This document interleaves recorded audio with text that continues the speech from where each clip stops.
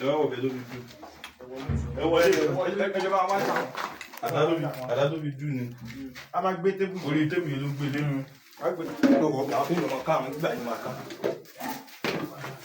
The Kwara State Police Command has arrested this man, Abdulrahman Mohammed Bello, who allegedly murdered and dismembered this lady, Hafsat Yetunde Lawal, a final year student of the Kwara State College of Education.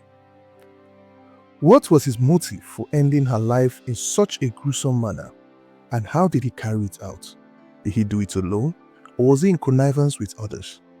These are the chilling details we would uncover in today's episode, so stay with us as we take a deep dive into one of the most shocking true crime stories to come out of Kwara State. The 10th of January 2025 began as an ordinary day for Hafsat Yetunde Lawal, as she returned from lectures and proceeded to visit her friend who was having a naming ceremony, where she assisted in the cooking and sharing of food at the event. While the occasion was ongoing, she received a mysterious call, prompting her to immediately drop the food she was eating and leave the venue in a hurry to an unknown destination. Surprisingly, she didn't disclose her whereabouts to anyone. After Yetunde left the naming ceremony, her family expected her home as usual. But when night fell and there was no sign of her, panic set in. They contacted her friends who were at the naming ceremony, and they all confirmed seeing Hafsat leave in a hurry earlier. It was completely out of character for her to spend the night away without informing anyone. Her worried parents wasted no time. They filed a missing persons report at the Ojaoba police station. What followed was a frantic search that led investigators to one key clue: her last known call. The number was traced back to Ofa Garage area in Ilorin. And who did it belong to? Abdulrahman Mohammed Bello. Now, Bello was a well-known Islamic cleric in Ilorin, Kwara State. He wasn't just a man of faith, he was also a master manipulator, and Hafsat was his next target. Bello, the son of a recently deceased prominent cleric, used his religious status to gain trust and credibility in the community. He built relationships with many unsuspecting individuals, but one stood out: Hafsat Yetunde. They met on Facebook, where he skillfully lured her into his web of deception. She was drawn into what she believed was an innocent friendship, but little did she know it was a deadly trap.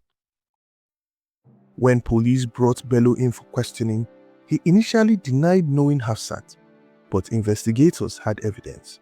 Phone records showed that she had spoken to him just before she vanished. Suspicious of his behavior, they asked to search his home, and that's where things took a dark turn. Realizing he was trapped, Bello changed his story. He now admitted that Hafsat had actually visited him. He claimed she had suffered an asthma attack and died suddenly. But the police were not convinced. They knew they had to search his house, and what they found inside was nothing short of a nightmare.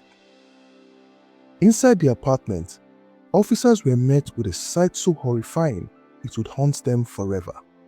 The room reeked of decay. In a corner of the house, a large bucket filled with an unknown liquid.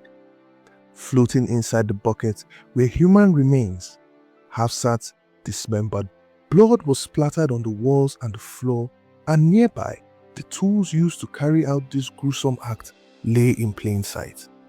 It was now obvious to the officers that this wasn't just an impulsive act of violence. The meticulous way her body had been cut up suggested something far more sinister. Was she a victim of ritual killing? Or did Bello have other intentions? Investigators were determined to find out.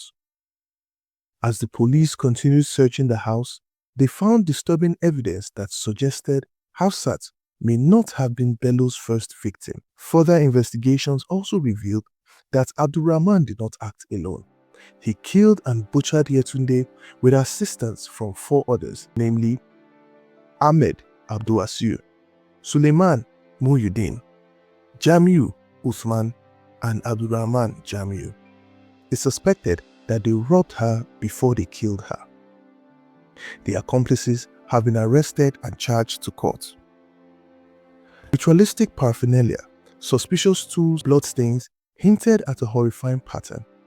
Could there be more missing women linked to this man? Authorities are now digging deeper into Bello's past, investigating possible connections to the disappearances in the area. Following this gruesome discovery, a prayer session was held at her family compound in Ojuokun area for the repose of her soul in line with Islamic injunctions. Meanwhile, Bello and his accomplices still remain in police custody as investigators build their case. The evidence against him and his cohorts are damning. The public is demanding swift justice. But was she truly his only victim? And if not, how many more lives has he taken? This tragic case serves as a chilling reminder to always be cautious about who we trust, especially when meeting people online. Hafsat's story is heartbreaking, but it's also a lesson. Always inform friends and family when meeting someone new, and always trust your instincts. Our deepest sympathies go out to Hafsat's family. May her soul rest in peace. If you found this case as shocking as we did, make sure to like this video, subscribe and hit the notification bell. We bring you the most gripping true crime stories, uncovering the truth behind the most chilling cases. Stay safe, stay vigilant, and until next time, stay tuned for more.